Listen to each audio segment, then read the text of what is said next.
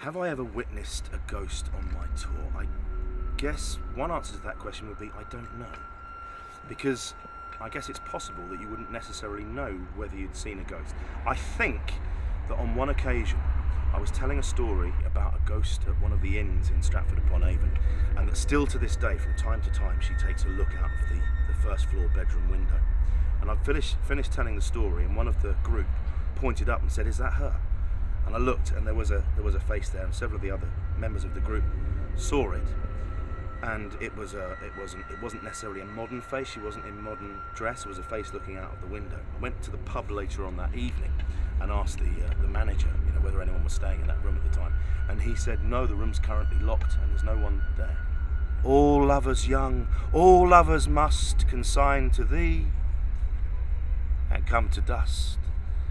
No exorciser harm thee, nor no witchcraft charm thee. Ghost unlaid forbear thee, nothing ill come near thee. Quiet consummation have, and renowned be thy grave. Of course, the renowned grave of William Shakespeare, who wrote that, it's a song from Cymbeline, is within the hallowed walls of Holy Trinity Church. Shakespeare also wrote a little quatrain, 4 lines, the last line of which says this: "Cursed be he who moves my bones," and it's inscribed upon his gravestone. And there's a reason for this. In days gone by, after a certain period of time, unless you were of noble birth, you could expect your bones to be removed from your grave. Well, Shakespeare didn't want to be moved from his grave, so he wrote this little curse. And it seems that he was revered and respected enough that his body still lies there to this day. The fact is that Shakespeare knew that unless he wrote something, his bones would be removed from the grave. The bones of everyone who was not of noble birth would have been removed, taken out of the graves in order to make room for other people to be buried. And the bones would have been stored in a charnel house. Now, the charnel house was a building that would have been located within the boundaries of the cemetery. When there were enough bones in the charnel house and they were thoroughly dried out, they would be burnt in a bone fire. And this is where we get our word bonfire from.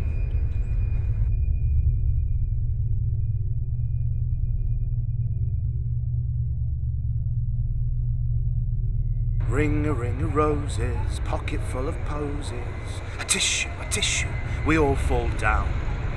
In 1564, the same year that William Shakespeare was born, an unwanted and unexpected visitor arrived in Stratford-Upon-Avon.